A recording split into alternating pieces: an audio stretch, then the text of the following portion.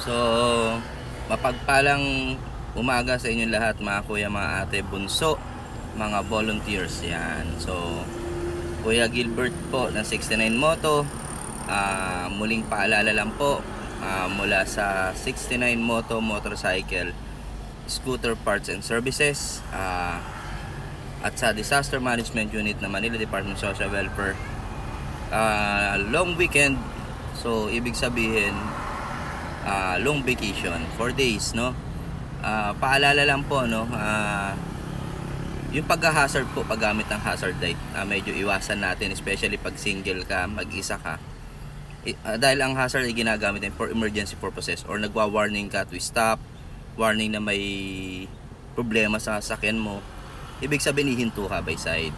Then sa mga riders naman, okay naman yun, pero wag madalas, kasi pag nag-hazard kayo, ibig sabihin take slow. So makikita namin na mag-aasama kayo, so mag-slow down din kami para hindi rin magkaroon ng aksidente, no? Pero sana sa mga walang hazard, maaari lang iwasan po natin naka-signal light tayo, no? Kasi hindi namin alam, ako rin po ay nagmumotor, nagra-ride, rider din po ako. Hindi po kasi natin alam kung kakaliwa o kakana, kasi yung pala ginawa mong signal light, yung ay hazard light yung signal light mo. So lagi siya nakakanan. So hindi namin alam kung kakanan ka ba, tapos meron lagi nakakaliwa, hindi natin alam kung nakakaliwa ka ba. So iwasan po natin gamitin yun. Gamitin lang po natin ang signal light sa tama. Kung ikaw ay kakaliwa o kakanan, o overtake sa kaliwa o overtake sa kanan, no?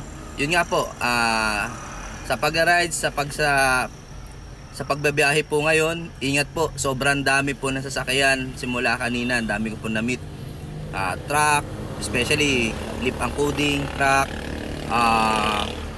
bus, ang dami rin bus ngayon na puno, no? Mga riders, mga private vehicles. So always check nyo po lahat kung anong dapat i-check, no?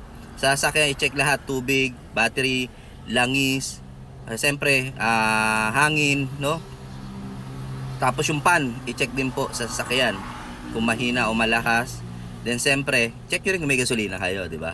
Sa motor naman, siyempre pa PMS nyo na yan, pa change oil na kayo, dahil pang long drive, especially long drive, no, hindi natin naasahan na pwedeng magkaroon ng problema. So change oil, tune up, PMS, mas maganda, no? Then siyempre mas maganda rin po, check nyo rin po yung hangin nyo, tapos yung battery.